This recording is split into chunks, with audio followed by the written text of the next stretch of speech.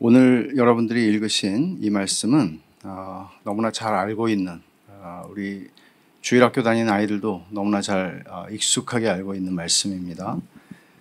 이 말씀을 통해서 우리가 고난의 문제, 그리고 또 하나는 기독교 신앙, 우리가 예수님을 믿는다고 하는 그 신앙의 내용은 어떤 것이어야 하는가 하는 것, 그리고 하나님께서는 어떻게 일하시는가 하는 이런 주제들을 좀 다루려고 생각을 합니다. 다니엘의 세 친구가 물론 이 이야기의 중심에 있습니다. 망해가는 조국 유다를 뒤로 하고 소년 시절에 바벨론으로 붙잡혀 와서 바벨론의 세계화 정책에 맞추어서 바벨론 사람들로 길려진 사람들입니다. 우리가 알다시피 다니엘서 1장에서는 이 소년들이 바벨론에 붙잡혀 왔는데 얼마나 자신들의 신앙의 지조를 잘 지켰는가 하는 것을 보여주었습니다. 여튼 이 사람들은 다니엘과 함께, 이 세 친구는 다니엘이 바벨론이 원하는 방식으로 길리움을 받았고, 그리고 다니엘은 굉장히 높은 관직에 올랐고, 이 세 친구도 지방의 관리들로 등용이 됩니다. 이것이 이 이야기의 배경입니다. 근데 오늘 본문에서 우리가 보게 되는 것은, 다 읽지는 않았습니다만은 느부갓네살 왕이, 사실 느부갓네살 왕이 당시에 바벨론을 호령하던 왕인데 그 앞에서 떨지 않을 자가 누가 있겠습니까? 이 사람이 두라 평지에 큰 금신상을 세웁니다. 높이가 27m예요. 굉장하죠. 그리고 넓이도 한 2.7m 정도 되는, 이 정도 금신상을 세우고, 금으로 세웠으니 얼마나 대단했겠습니까? 그런 신상을 세우고 이제 제국 내에 있는 모든 귀족과 방백들을 다 불러서 낙성식을 거행을 합니다. 근데 분위기를 깨는 사건이 터지죠. 모두가 다 금신상 앞에 일제히 절을 하는 그 시간에 절하지 않은 세 사람이 있는 겁니다. 다니엘의 세 친구, 사드락과 메삭과 아벳느고입니다. 다니엘이 어디 갔는가 성경은 말하지 않습니다. 우리는 알 수가 없습니다. 그렇지만 이 세 친구는 절을 하지 않습니다. 목숨이 달아날 수 있는, 이런, 너무나 분명하잖아요. 이 결과가 어떤 결과가 일어날지 너무나 분명한데, 이 사람들은 목숨이 달아날 수 있는 상황에서 자신들의 신앙의 지조를 소년 시절부터 지켜왔던 것처럼 그렇게 지킵니다. 어떤 사람들은 이렇게 말할 수 있죠. 적당히 좀 하지. 좀 이런 상황에서 좀 살면서 자신들이 그리스도인으로서, 신약적 개념으로 말하면 믿는 자로서, 하나님의 언약 백성으로서 좀 영향력을 발휘하면서 좀 이런 지위에 있는 사람들이 좀 그렇게 하는 게 더 낫지 않겠는가, 얼마든지 생각할 수 있을 것입니다. 그러나 이들은 결국은 절하지 않았고, 왕은 진노했고, 왕은 이렇게 저렇게 설득해보지만, 명령도 하고 설득해보지만 통하지 않습니다. 그러자 결국은 풀무불을 7배나 더 뜨겁게 해라. 이게 얼마나 무서운 얘기예요. 보통 화장터가 한 1000도 된다고 그래요. 불 온도가. 그리고 쓰레기 소각장이 한 800도 된다고 그래요. 이거는 이제 철을 만드는 데인데, 사실은 지금 이 세 친구가 들어가게 되는 풀무불은 철을 만들기 위한 용도라기보다는 고대 바벨론에서 바벨론의 신들을 모욕하는 죄수들을 죽이는 사형장이었다고 알려져 있습니다. 왕에게 이런 말을 한 거예요. 우리가 읽은 바 16절, 17절, 18절입니다. 느부갓네살이여, 우리가 이 일에 대하여 왕에게 대답할 필요가 없나이다. 왕이여, 우리가 섬기는 하나님이 계시다면 우리를 맹렬히 타는 풀무불 가운데서 능히 건져내시겠고 왕의 손에서도 건져내시리이다. 그렇게 하지 아니하실지라도 왕이여, 우리가 우리 왕의 신들을 섬기지도 아니하고 왕이 세우신 금신상에게 절하지도 아니할 줄을 아옵소서. 그리고는 이제 불 속에 던져졌어요. 근데 느부갓네살이 불 속에 들어간 사람들을 지켜보는데, 결박당하고 이제 불 속에 던져졌는데 두려움과 놀라움에 사로잡힙니다. 죽지 않았다는 것도 놀라운 일이죠. 결박당한 사람들이 자유롭게 거기서 지금 불 속에서, 그 뜨거운 불 속에서 이 세 사람을 집어넣던 사람이 타 죽었는데, 이들이 지금 걸어다닌다는 것도 놀라운 사실이지만 정말 느부갓네살을 겁나게 했던, 두렵게 했던 것은 바로 네 번째 사람의 존재였습니다. 분명히 들어간 건 세 사람인데 네 사람이 불 속에서 걸어 다니는 것을 느부갓네살이 본 거죠.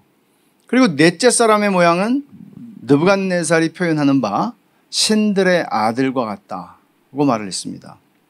두렵죠. 두려운 일이죠. 왜냐하면 신의 아들을 내가 불 속에 집어넣은 거 아니에요?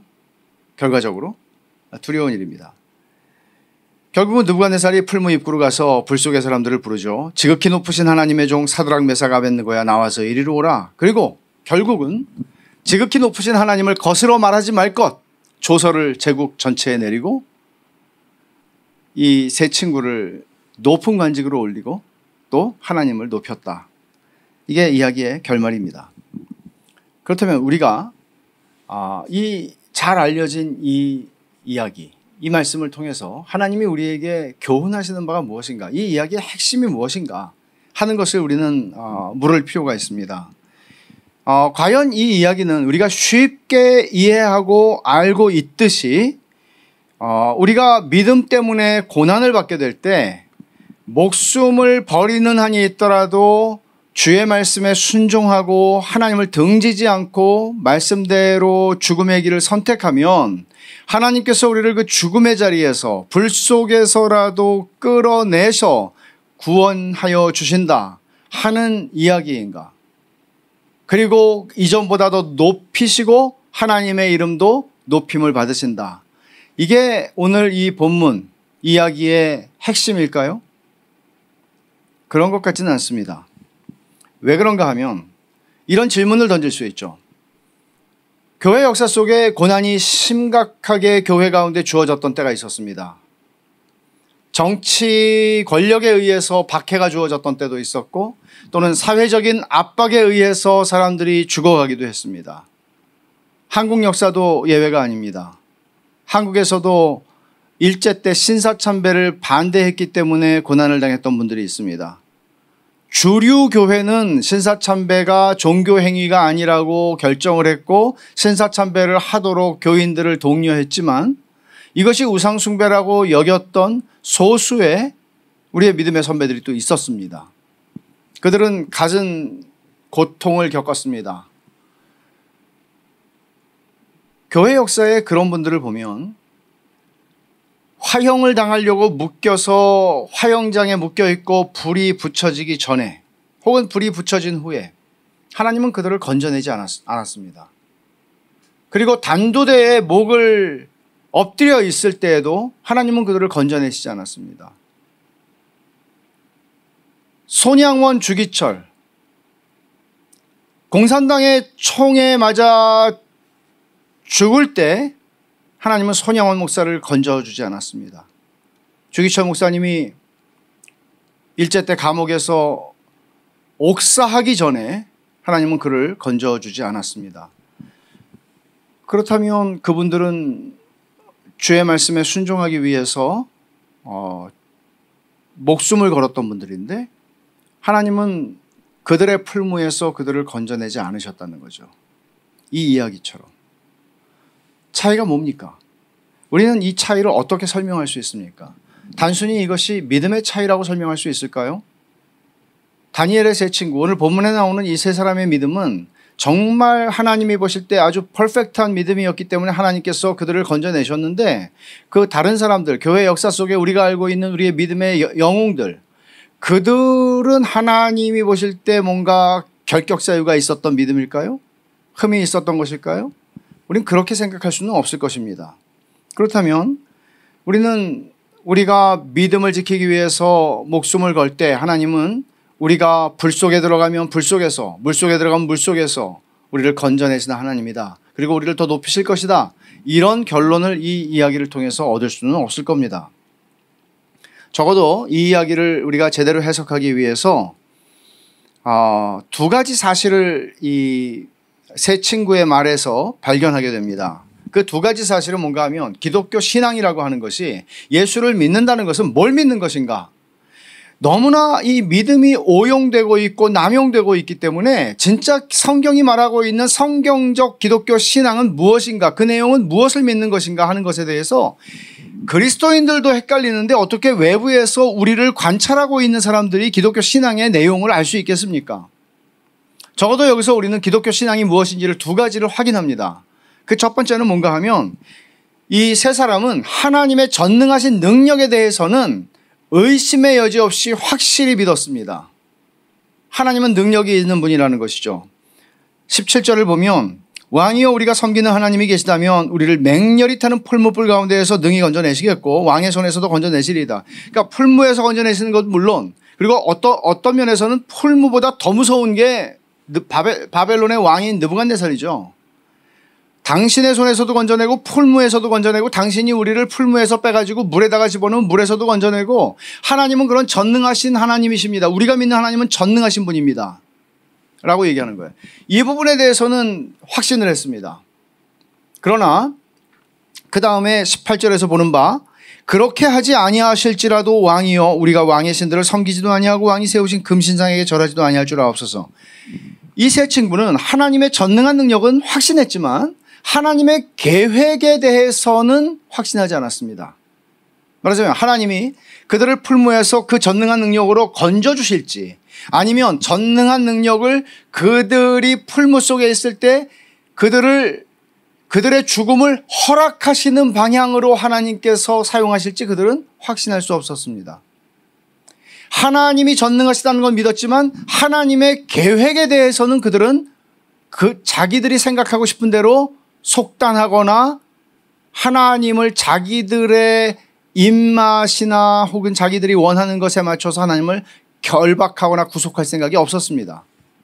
하나님은 자기들을 죽이실 수도 있고 살리실 수도 있다는 것을, 그 능력이 있다는 걸 알았고 어떻게 하셔도 되는, 하나님은 주권적인 자유를 가지신 분이라는 사실을 그들은 믿었던 겁니다. 우리가 신앙생활을 하면서 종종 넘어지거나 실수하거나 혹은 내가 실수하고 넘어지고 있다는 것을 스스로 알지도 못한 채 이런 식으로 신앙생활을 할 수가 있습니다.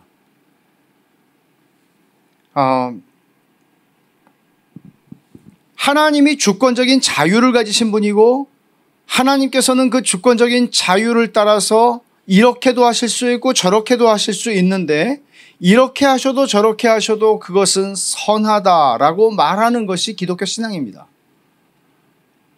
내가 원하는 대로, 내가 바라는 대로 하나님께서 전능한 능력을 사용해 주셔야 하나님은 선하다고 고백하는 것은 기독교 신앙이 아닙니다. 그건 사이비 신앙이고 나쁜 신학입니다. 우리는 이렇게 말하는 것들을 종종 듣습니다. 이런 거죠. 오늘 16절부터 18절은 세 친구가 느부갓네살에게 말한 건데 우리는 이렇게 말하는 걸 상상해 볼 수 있습니다. 느부갓네살 왕이요, 우리는 하나님, 전능하신 하나님, 우리가 믿는 전능하신 하나님께 도움을 구할 것입니다. 그리고 하나님께서는 하나님의 능력으로 당신이 우리를 집어넣으려고 하는 이 풀무불을 한순간에 꺼버리시거나 이 풀무불을 결박하실 것입니다 라고 말할 수 있을 것입니다. 결박한다는 말 우리 많이 쓰잖아요. 마귀를 결박한다는 말 많이 쓰잖아요. 이렇게 말하면 뭔가 더 믿음이 강력해 보이고, 이렇게 말하면 뭔가 더 멋있어 보이는 것 같긴 합니다만은 이건 나쁜 신학에서 나오는 표현입니다. 이런 것이죠. 나는 암 선고를 받았는데 하나님께서 나를 그 전능하신 능력을 사용하셔서 깨끗하게 치유하실 뿐만 아니라 전보다 더 강건하게 만드실 줄로 나는 믿습니다 라는 것은 믿음의 표현인 듯 싶지만 사실은 기독교 신앙은 이렇게 표현하지 않습니다. 기독교 신앙은 하나님의 전능하신 능력을 믿기에, 하나님이 죽은 자도 살리시는 하나님이신 것을 우리는 믿기에 그 전능하신 능력에 대해서는 확신을 합니다. 그러나 하나님이 나를 이 암이라고 하는 질병을 통해서 나를 일찍 데려가시기를 원하시는지, 아니면 고치셔서 나를 더 이 땅에 살게 하시기를 원하시는지 하나님의 계획에 대해서 우리는 마음대로 우리가 결정하지 않습니다. 이게 기독교 신앙입니다. 성경적인 믿음의 특징은 하나님의 주권적인 자유를 인정하는 것입니다. 그리고 하나님이 행하시는 것은 다 선하다고 시편 기자처럼 고백하는 것입니다. 그리고 또 하나 있죠. 믿음은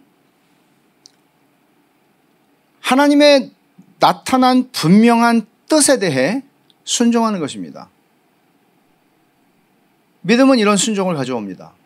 이런 하나님을 정말 신뢰한다면 그것은 순종이라고 하는 행위로 표현이 될 것입니다. 그래서 이 세 친구들이 보여주는 바 그들의 말 16절부터 18절에 한 그들의 말 그리고 그들이 보여주는 행동을 통해서 그들은 기독교 신앙의 중요한 요소들을 잘 드러내 주고 있습니다. 여기서 우리가 배우는 것은 이런 거죠. 하나님이 어떻게 일하시는 하나님이신가? 우리가 믿는 하나님은, 성경의 하나님은 어떤 방식으로 일하시는가? 적어도 이런 정도의 얘기는 할 수 있죠. 여기까지 우리가 동의한다면 하나님은 내 뜻대로 내가 원하는 대로 하나님은 내가 만족할 만한 방식으로만 언제나 일하시지는 않으실 수 있고 그럴 자유가 있으시다 하는 것입니다. 조프 토마스라고 하는 사람이 이런 말을 합니다. 실제로 모든 그리스도인이 그와는 다른 가능성에 직면한다. 그와는 다른 가능성이라는 것은 우리가 바라는 대로 그와는 다른 가능성을 만나고 살아요. 하나님이 나 같으면 하나님이 나를 이렇게 해주셨으면 좋겠는데 하나님이 예를 들어서 이런 거예요. 나는 너무 추위를 타는 사람이라 선교사로 헌신을 했는데 너무 추위를 타는 사람이라 좀 따뜻한 나라로 날 보내주셨으면 좋겠는데 제가 알기로는 그런 사람 북쪽으로 많이 가요. 그럼 함부로 생각할 수 없잖아요. 하나님은 우리가 고생하는 걸 좋아하시나? 그런 하나님은 아니시잖아요. 사람 고생시키는 게 하나님 본심이 아니라고 그랬잖아요. 자, 그러면 우리가 어떻게 이해할 수 있어요? 이상하게 하나님은 내가 그린 내 인생의 그림을 자꾸 지우시는 거 아닌가? 이런 생각이 들 때가 있잖아요. 조프 토마스가 하는 얘기가 그거예요. 실제로 모든 그리스도인이 그와는 다른 가능성에 직면한다. 즉 비록 그가 우리를 구원하지 아니하실지라도 우리는 여전히 그분의 뜻을 행할 것이다. 상실의 시기에도 그리스도를 섬기고 고독할 때도 그리스도를 섬기고 죽는 순간에도 그리스도를 섬길 것이다. 우리는 반드시 다 부자가 돼야 하는 건 아니다. 다 결혼을 해야만 되는 것도 아니다. 다 자식을 가지고 부모가 돼야 하는 것만도 아니다. 또 다 살아야만 하는 것도 아니다. 하나님의 계획을 모른다는 얘기예요.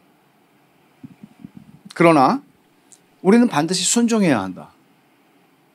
하나님이 내게 어떤 인생을 주실지 모르죠. 여러분 우리가 생각하는 것은 얼마 정도의 돈이 있어야 살죠. 그리고 결혼을 해서 산다는 것은 뭐 굉장한 건 아니죠. 그리고 결혼해서 당연히 자녀를 가지고 자녀를 기른다는 거 굉장한 건 아니죠. 그러나 하나님께서 어떤 분들에게는 또 그것을 주시지 않을 수도 있습니다. 우리가 생각하고 있는 바라는 것과는 다른 가능성에 우리는 직면합니다. 그래서 여러분들 깜짝깜짝 놀라죠. 분명히 내가 하나님의 아들이고 하나님의 딸인데 내 인생 왜 하나님이 안 도와주시는 것 뿐만 아니라 때로는 딴지를 건다고 느끼는 거예요. 어떻게 이걸 설명해야 되지? 내가 어떻게 이 상황을 이해해야 되지? 믿는 사람으로서 하나님 전능하신데? 이런 생각들을 하는 거죠. 그러나 중요한 건 그래도 순종해야 된다는 거죠.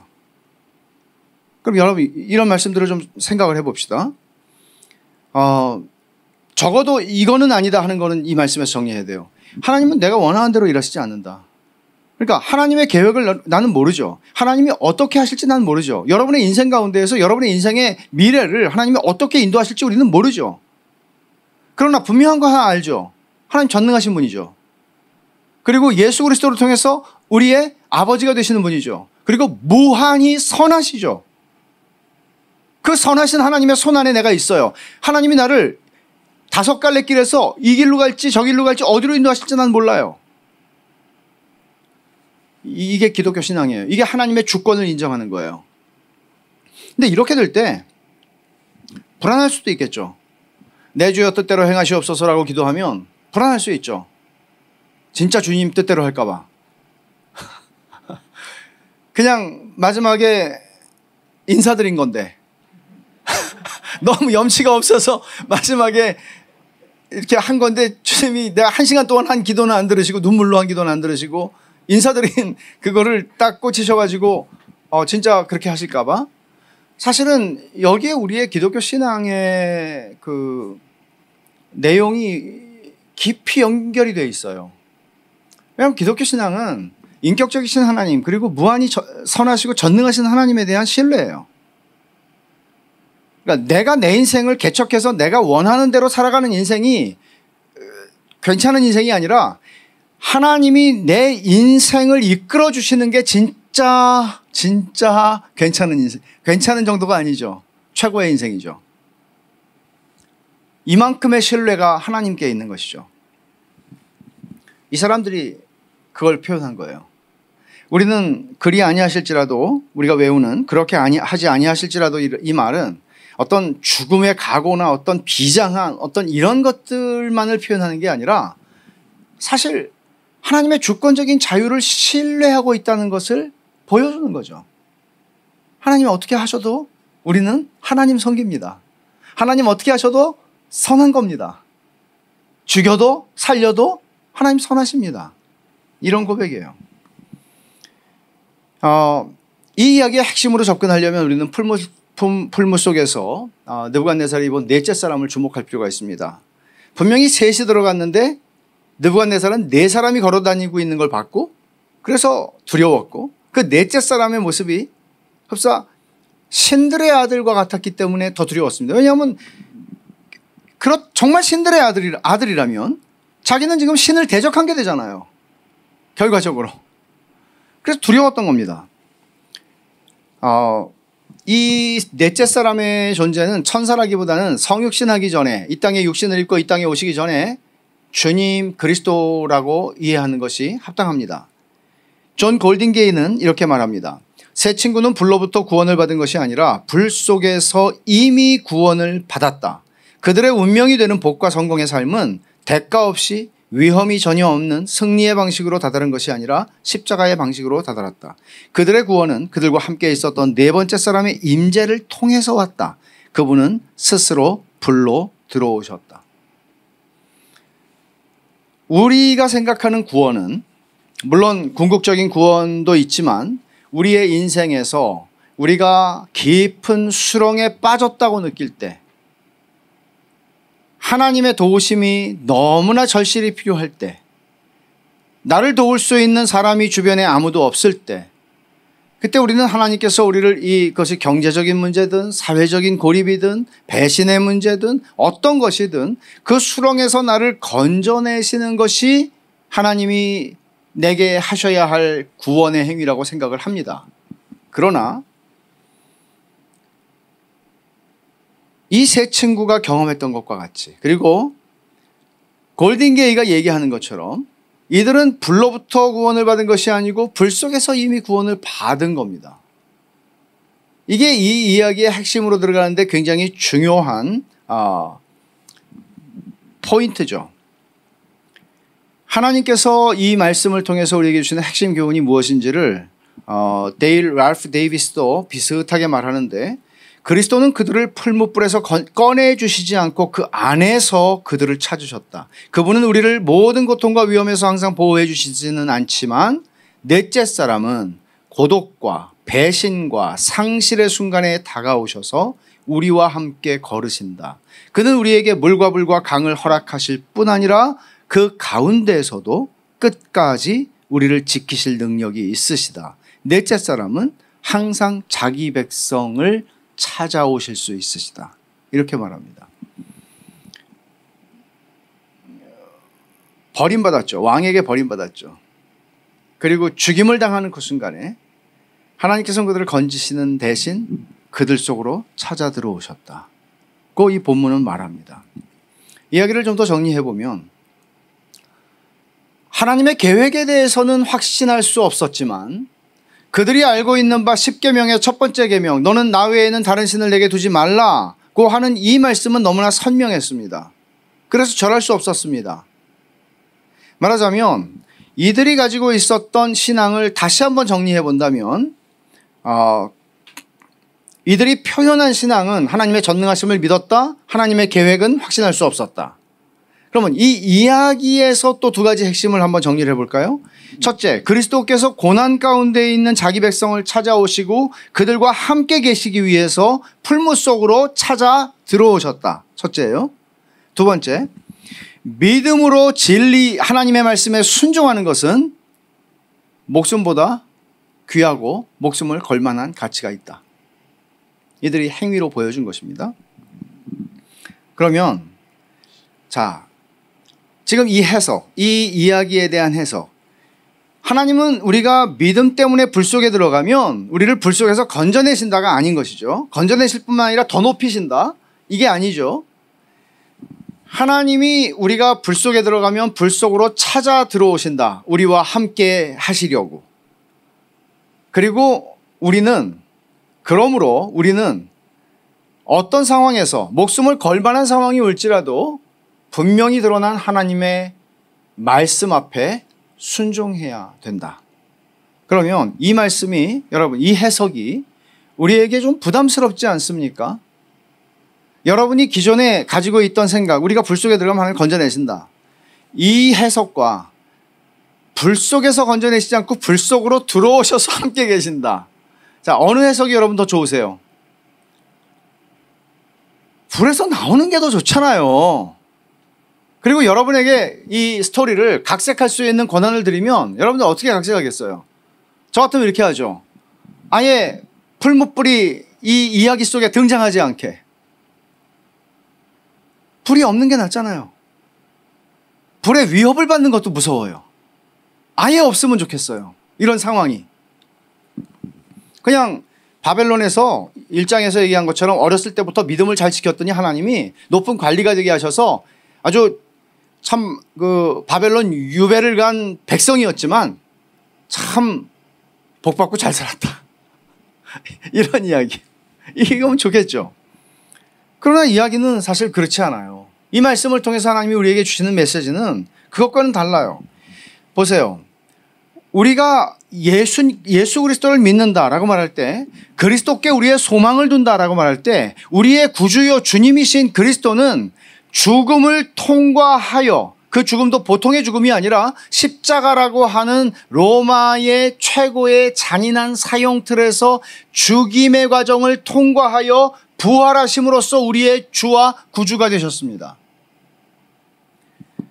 그분께 우리가 예수를 믿는다라는 것은 그분께 우리 소망을 둔다는 것입니다.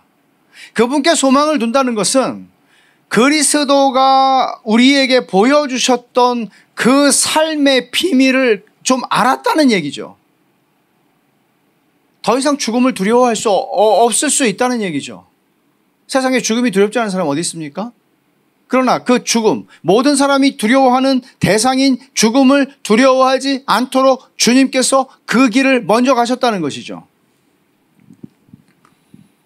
설령 이 세 친구는 예수 그리스도가 오시기 한참 전의 사람이었지만 이들은 마치 그리스도의 십자가를 본 사람들인 양, 그들은 이 죽음이라고 풀무불 속에서 순식간에 태워져 죽임을 당한다 할지라도 이것이 하나님의 선하심을 지울 수 없고 우리를 향한 그리스도 안에 있는 하나님의 사랑의 소리를 끊어낼 수 없다는 것을 알았던 것이죠.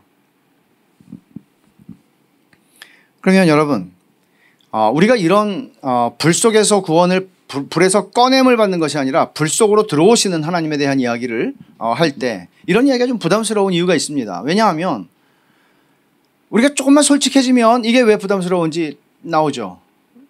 우리는 이렇게 살고 싶진 않거든요. 그러니까 막 불 속에 들락날락 하고 싶지 않거든요. 우리는. 말하자면 우리가 예수를 믿는 사람으로서 교회 소그룹이나 모임에서 저는 좀 부자로 살고 싶어요, 이렇게는 잘 말 안 하잖아요.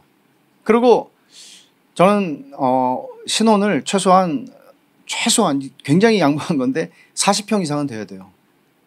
이렇게 얘기도 잘 안 해요, 우리는. 그리고 저는 이런 차는 좀 힘들어요 라고도 얘기를 안 해요. 그렇지만 우리 삶 속에는 우리가 명시적으로 이야기하거나 의식적으로 표현하지는 않는다 할지라도 우리가 무의식 중에 혹은 암묵적으로 우리 안에는 우리가 생각하는 삶, 행복한 삶 혹은 멋진 삶, 내가 원하는 삶은 구질구질한 건 아니죠. 이렇게 표현할 수 있을 거예요. 미니멈으로 표현하면 좀 막 그렇게 막 고생하는 건 전 별로 안 좋아해요. 막 고생, 그냥 가능하면 고생 안 하고 덜하고 가능하면 좀 뭐 굉장한 건 바라지 않고 그냥 좀 편안하고 안락하게 살고 싶어요. 어쩌면 우리가 양심에 손을 얹고 표현할 수 있는 방식이에요, 이게. 그렇죠? 자, 여기에 대해서 누가 시비를 걸겠습니까? 하나님께서 이런 생각을 가진 우리들에게 그거는 죄야, 회개해. 자, 이렇게 하실까요? 이렇게 하실까요? 안 하실까요?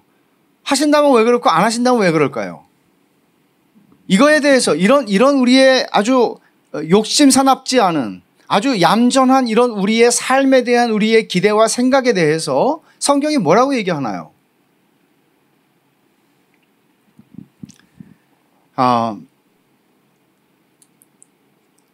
제가 볼 때는 이게 아무것도 아닌, 욕심이라고 하기는 그렇잖아요. 아무것도 아닌 아주 작은 바램일지라도 사실은 이게 굉장히 작은 바램, 사소한 문제가 아니라는 것이죠. 고생을 많이 하느냐 적게 하느냐 인생에서, 이것이 여러분들의 삶의 행복과 멋짐에 어떤 영향도 주지 않습니다. 제가 하려는 얘기는 이것입니다. 고생을 얼만큼 하느냐, 고생을 얼만큼 안 하느냐 하는 것이 그렇게 중요하지 않습니다. 멋지고 행복한 삶, 제가 고난이라는 문제, 고난이라는 고통이라는 뭐 이런 단어들을 쓸 수 있지만 우리가 더 와닿는 단어는 고생이겠죠. 좀 뭐 너무 돈이 없어서 고생하는 거, 또 너무 뭐가 좀 안 돼가지고 고생하는 거, 이 다 고생이잖아요. 고난이라고까지 말하기는 좀 어색하고. 근데 여러분, 이런 생각, 제가 그 여름에 선교사들을 좀 초청했어요. 제 제자들인데 그 친구들 참 너무 교제하고 그러면서 정말 한 20년 만에 만난 친구들도 있고, 근데 이런 느낌을 받았어요. 정말 너무 예쁘고 너무 멋있고 너무 참 귀하다. 근데 이들의 공통점은, 모든 선교사가 다 그렇지는 않겠죠. 저도 선교사를 한 15년 했지만 이들에게서 제가 느낀 거는, 그러니까 아주 최소한으로 느낀 겁니다. 얘네들은 고생을 조금이라도 좀 덜 해보겠다는 생각을 안 하고 사는구나. 그러니까 그런 게 이들의 이 삶을 바라보는 데는 어떻게 하면 좀 고생을 덜 할까? 이거는 그냥 이런 생각은 1도 없구나. 이거예요. 근데 이게 아무것도 아닌 거죠. 아무것도 아닌 거예요, 사실. 대단할 것도 없고 대단하지 않을 것도 없는 아무것도 아니에요. 근데 문제는 뭔가 하면, 그게 사실은 그들이 가진 예수 그리스도를 믿는 신앙이 그들에게 준 자기들의 삶을 바라보는 관점을 바꾼 부분이에요. 그럼 걔네들, 그 사람들은 선교사니까 우리는 선교사가 아니잖아요. 그럼 여러분, 이게 선교사들에게만 유효한 믿음의 법칙입니까? 믿음의 원리입니까? 팀 켈러가 굉장히 중요한 통찰을 고통에 답하다라고 하는 책에서 우리에게 제시합니다. 이런 얘기예요. 잘 들어보세요. 삶의 목적에 따라 고통에 대한 해석이 달라진다. 이거예요. 그 사람이 어떤 삶의 목적을 가진 사람인가 하는 것이 자기 인생에 일어나는 고통과 고난과 고생에 대한 해석을 다르게, 그 관점을 다르게 만든다는 거예요. 관건은 내 인생의 목적이 무엇인가? 팀 켈러는 이렇게 설명해요. 고대로부터 인류는 고난이라고 하는 문제를 뭔가 우리에게 의미를 가르쳐주는 긍정적인 수단으로 이해를 했다는 거죠. 그러나 현대 서구 세계관이 점점 이제 현대 서구 세계가 세속화되고 비종교화되고 하는 과정에서 그들은 과거에 전통적으로 모든 인류가 고난에 대해서 가지고 있었던 접근하는 방식, 이 의미가 무엇일까? 왜냐하면 고난을 통과해서 더 나은 사람이 되는 경우들이 너무나 많으니까 그런 방식으로 생각을 했었는데 현대 서구 세계는 고난으로부터 의미와 목적을 제거해버렸어요. 그래서 왜라고 하는 질문을 고난에 대해서 던지는 거는 바보 같은 질문이 돼버린 거고, 그러다 보니까 고난이라고 하는 것은 아무 의미도 없는 불행이라는 이름의 딸꾹질 정도가 되었다, 이렇게 얘기해요. 딸꾹질 다 해봤죠. 저는 3일을 해본 게 제일 길게 해본 건데 설교도 못해요. 사람도 못 만나요. 너무 이 촐싹대는 것 같고 사람이 이상해서 뭘 할 수가 없어요. 고통스러워요. 잠도 못 자요.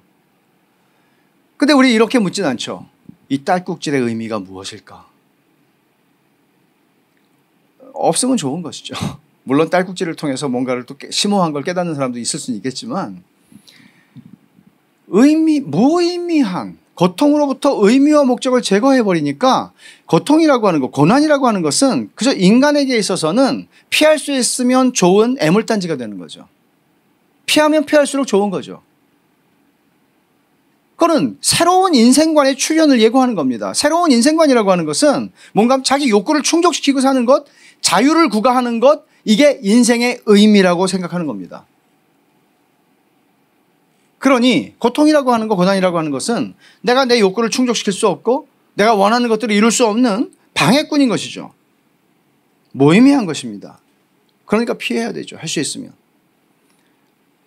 팀 켈러는 C.S. 루이스를 인용해서 이렇게 말합니다. 옛 현인들에게는 어떻게 하면 마음을 현실에 맞추느냐가 중요한 문제였으며 지식과 자기훈련, 덕성에서 답을 찾았다. 현대인들에게는 어떻게 현실을 다스려 인간의 욕구에 맞추느냐가 핵심 과제이며 해결책은 테크닉이다.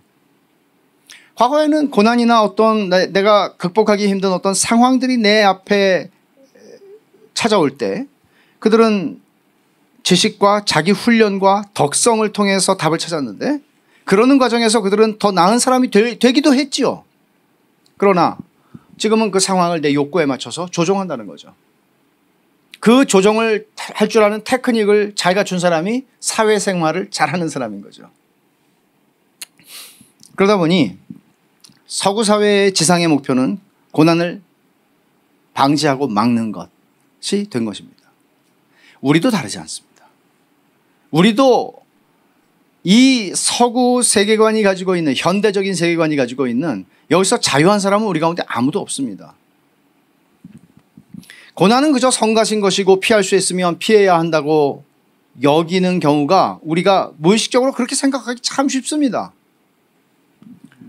그러나 이게 성경적으로 과연 승인받을 수 있는 생각인가? 여러분이 생각하는 멋진 인생은 뭡니까? 여러분은 어떤 인생의 그림을 그리고 계십니까?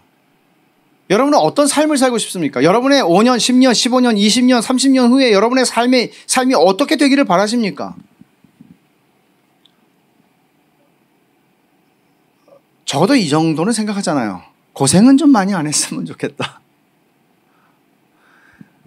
나이가 들어갈수록 젊어서 고생은 사서도 한다는 옛말이 있는데 나이가 들수록 고생은 좀 안 했으면 좋겠다. 이런 생각 다 합니다.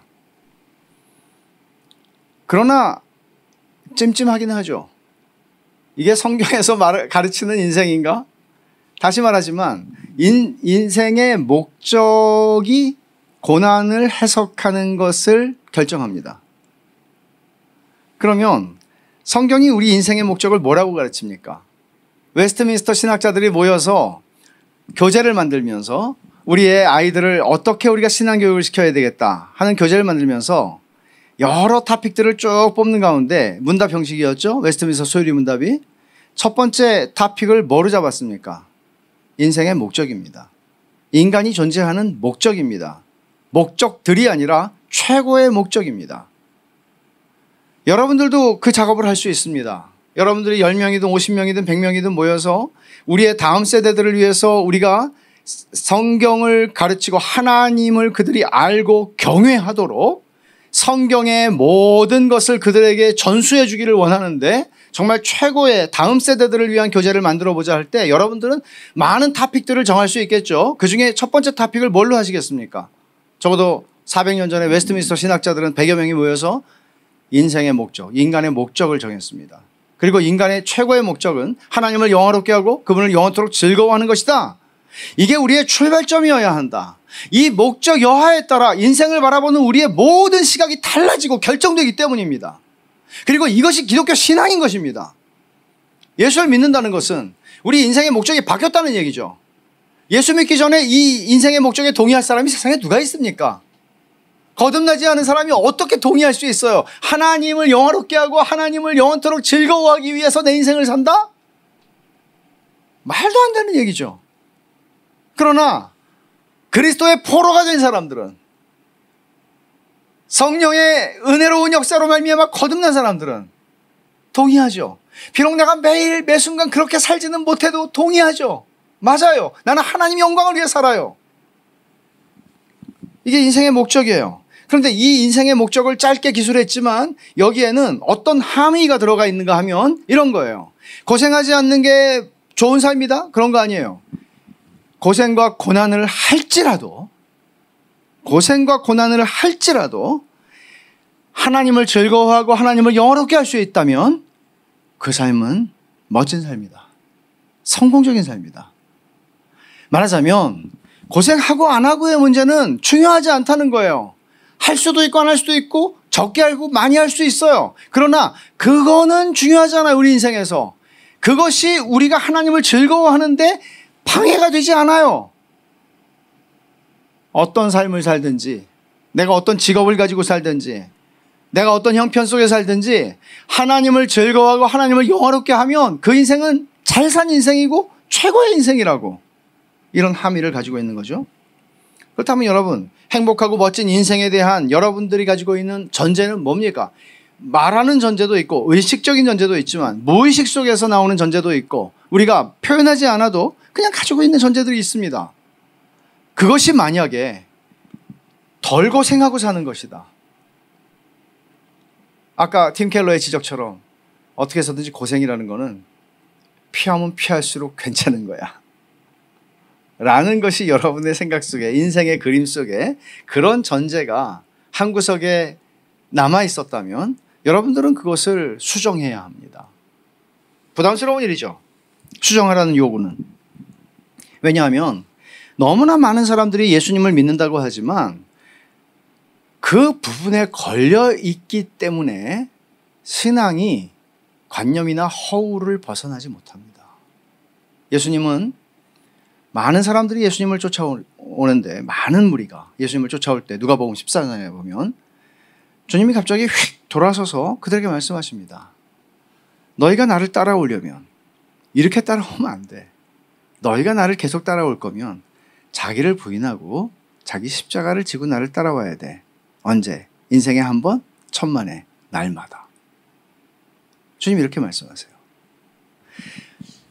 십자가를 진다. 죽음이죠. 그러나 의미 있는 이 말, 자기를 부인하고, 날마다 자기를 부인하고, 이거는 현대인들이 생각하는 바 자기의 욕구를 죽이지 않죠. 욕구 따라 살기 위해서 돈을 더 벌어야 되죠. 원하는 게 있기 때문에 그걸 구입하기 위해서는 더 열심히 일해야 되죠. 이런 인생, 그리고 그걸 얻었을 때 내가 영원히 행복할 수 없다는 건 알지만 그래도 얼마간은 행복할 수 있다는 걸 알죠. 결국 이렇게 살아가는 인생들, 자기 욕구를 성취하는 게 얼마나 성취했느냐가 멋지고 행복한 삶을 측정하는 기준이 되는 것. 여기에 매여서 살아가는 것. 주님은 자기를 부인하고, 결국은 기독교 신앙은 머리로 하는 것이 아니라 기독교 신앙은 몸으로 하는 것입니다. 몸으로 그리스도를 따라가는 거지 머리가 그리스도를 따라가는 게 아닙니다. 우리가 몸으로 그리스도를 따라가려면 자기를 부인하는 일이 늘 필요한 것이죠. 왜냐하면 우리는 욕구가 살아있으니까요. 그럼 여러분, 어떻게 하면 고생 덜하고 살까? 어떻게 하면 더 편하게 살까? 이런 것들이 우리가 인생을 바라보면서 가지는 숨어있는 생각이었다면 이렇게 생각을 바꿀 수는 없어요. 들어보십시오. 어떻게 하면 내가 그리스도를 더 닮아가는, 내 인생 속에서 그리스도를 더 닮아가는 경건한 어른이 될 수 있을까?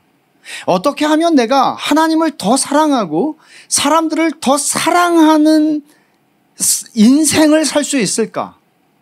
어떻게 하면 내가 하나님을 더 즐거워하고 내 삶의 모든 형편 속에서 하나님을 더 즐거워하고 하나님을 영화롭게 하는 삶을 살 수 있을까? 이렇게 우리의 생각을 바꾼다면, 이것이 여러분들의 의식 무의식 속에서 이런 생각들이 늘 살아있다면, 우리가 삶을 바라보는, 그리고 특별히 삶의 고통과 고난과 고생의 문제를 바라보는 우리의 시각은 굉장히 달라질 것입니다. 이런 식으로 여러분, 말하자면 우리가 피할 수 없는 질문 하나 있어요. 인생의 목적이 뭐냐, 인생의 전제가 뭐냐 하는 거예요. 내가 고난을 앞으로는 좋게 봐야지, 이런 거 아니고요. 내 인생의 목적이 뭐냐. 난 예수님을 믿고 나서, 예수님을 만나고 나서 내 인생에서, 그리고 정말 나는 내 인생의 목적이 바뀌었나, 그리고 그것이 그냥 고백인가, 아니면 정말 점점 내 피 속에 흐르고 있고 점점 내 의식 무의식을 지배하고 있나, 나는 정말 하나님을 영화롭게 하기 위해 사나, 이런 생각들. 내 인생의 목적이 무엇인가, 내 인생의 전제가 뭔가, 고생 안 하는 거? 아니, 그거 아니고요. 뭐죠? 여러분들은?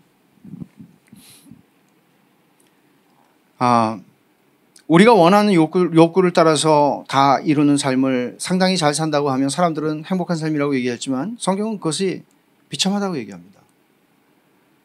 만약 여러분의 인생의 목적이 하나님을 닮고 하나님을 즐거워함으로써 하나님을 영화롭게 하는 것이라면 오늘 이 본문의 이야기는 다르게 보일 것입니다. 말하자면 부담스러운 이야기가 아니라, 예수 믿으면 이렇게 불 속에 때때로 들어가나 이런 부담스러운 얘기가 아니라 사실 흥미진진한 얘기죠. 이런 상상을 해봤습니다. 이 세 친구가 적어도 역사 속에서 풀무불 속에 풀무불도 7배나 더 뜨겁게 한 풀무불 속에 들어가서 살아난 사람이 없잖아요. 그럼 이분들이 이제 돌아가시기 전에 좀 기록을 남겨야 되겠다, 그래서 취재를 하고 싶은 심정으로 이분들을 인터뷰하러 갔어요. 누군가가 갔어요. 그래서 그때 어떠셨어요? 그러면 여러분 어떻게 대답할 것 같아요? 죽을 뻔했어. 두 번 다시, 불 근처에 가시는, 이렇게 얘기했을 것 같지는 않아요. 왜냐하면 넷째 사람 때문에. 이건 제가 만들어낸 이야기지만 우리 평생에 세 사람을 다 따로따로 인터뷰했다고 할지라도 내 평생에 그때처럼 기가 막히게 하나님을 느끼고 경험하고 하나님과 같이 있는다는 게 뭔지를 그때를 생각만 하면 지금도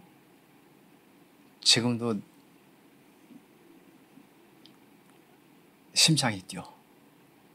이렇게 얘기할 것 같아요. 내 인생에 바꿀 수 없는 최고의 순간이었어, 풀무 속에 들어갔을 때가. 이렇게 얘기할 것 같아요. 이거는 믿거나 말거나, 이거는 제가 한 얘기예요. 덧붙인 얘기예요. 성경이 말하는 건 아니고. 본문의 이야기의 핵심은 풀무에서 나왔다는 게 아니죠. 하나님이 풀무 속으로 들어와서 그들과 같이 계셨다는 이야기죠. 그러면 이렇게 말할 수 있어요. 예수님께서 하나님의 아들, 성자 하나님이신 분이 인간의 육신을 입고 이 땅에 오셨어요. 우리와 같이 계시기 위해서. 임마누엘. 이렇게도 표현할 수 있어요.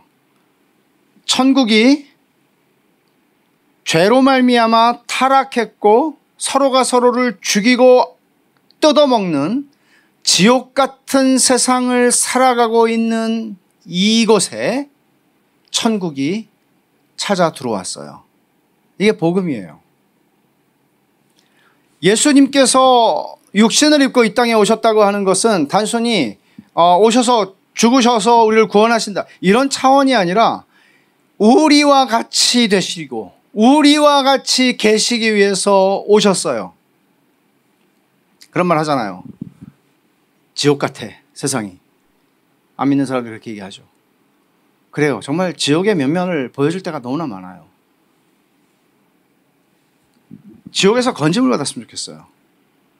근데 주님이 2000년 전에 지옥 같은 세상을 사는 사람들에게로 들어오셨어요.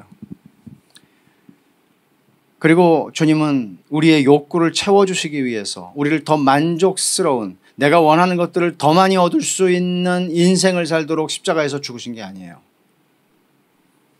존 골딩게이의 말을 인용합니다. 자기 백성과 함께 하시는 하나님에 대한 경험은 하나님에 대한 헌신에 따른 것이 그 이전이 아니다. 하나님의 존재에 대한 경험은 풀무 속에서지 풀무로부터 보존되는 것에 있지 않다. 말하자면 풀무로 들어가기 전까지는 그걸 몰랐어요. 이 사람들이. 풀무로 들어간 다음에 그분을 경험하는 것을 놀라운 방식으로 알았던 거예요. 랄프 데이비스도 비슷한 말을 하죠. 아까 제가 했던 말인데 다시 제가 들려드릴게요. 넷째 사람은 고독과 배신과 상실의 순간에 다가오셔서 우리와 함께 걸으신다. 우리의 풀무불은 뭔가요? 우리가 인생을 살면서 나름 고난이 있죠. 여기서 이분이 얘기하는 것은 고독과 배신과 상실의 순간에 다가오셔서 우리와 함께 걸으신다. 인간적으로 굉장히 힘든 시간들이죠.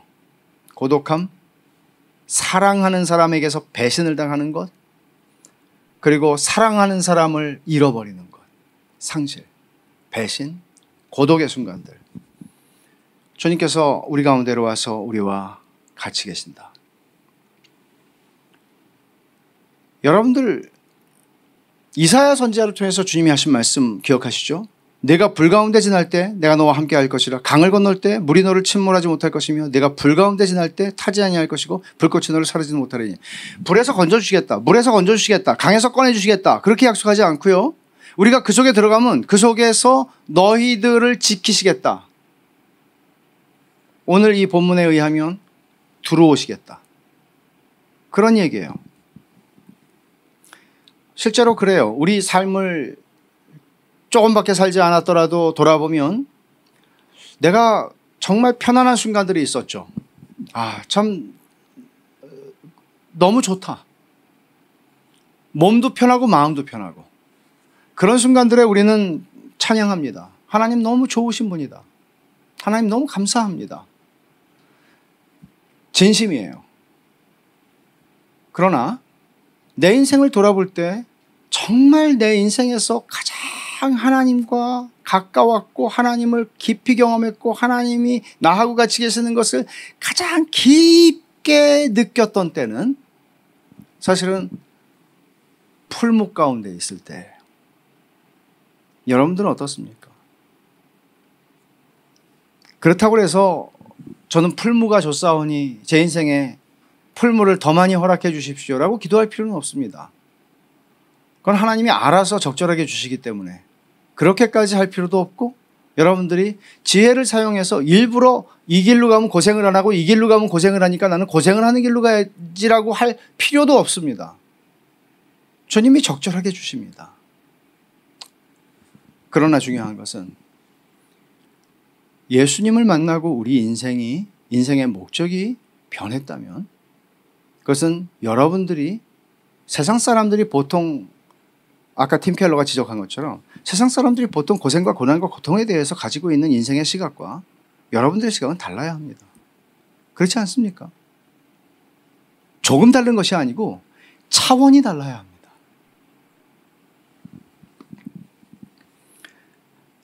여러분들의 고생에 대한 여러분들의 시각을 한번 돌아보십시오. 이 말씀을 통해서. 그리고 여러분들이 고생에 대해서 내가 어떤 내 인생의 현재의 고생도 있고 장래의 고생도 있을 것입니다. 물론 현재의 은혜도 넘치고 장래의 은혜는 더 넘칩니다.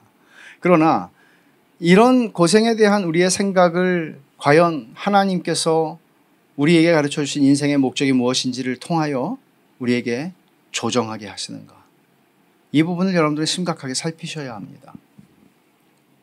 언젠가 그 새벽에 이런 경험을 한 적이 있어요. 제 얘기를 잠깐 할 건데 오해하지 마세요. 이런 일은 10년에 한 번 있을까 말까 한 일이니까. 주님이 꿈은 아니었어요. 꿈은 아닌데 생각에 주님이 저에게 물으세요.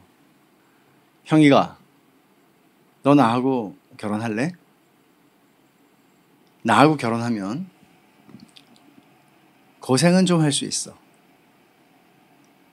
나하고 결혼하면 네가 원하는 대로 살지는 못할 거야. 나하고 결혼하면 고생할 수 있는데 내가 너를 절대로 떠나지 않고 너하고 같이 있을 거고 너를 사랑할 거고 너를 케어할 거고 너를 행복하게 해줄 수 있어. 너 그래도 나하고 결혼할래? 이렇게 물으시는 거야. 그래서 기분이 굉장히 좋았어요. 주님이 나한테 프로포즈 하시니까 그렇게 대답했어요. 너무 좋다고. 나는 주님하고 결혼할 거라고. 고생해도 괜찮다고. 주님이 나를 행복하게 해줄 거니까. 주님이 나를 떠나지 않을 거니까. 주님이 내 모든 삶의 순간에 나와 가장 가까이 계실 거니까. 여러분,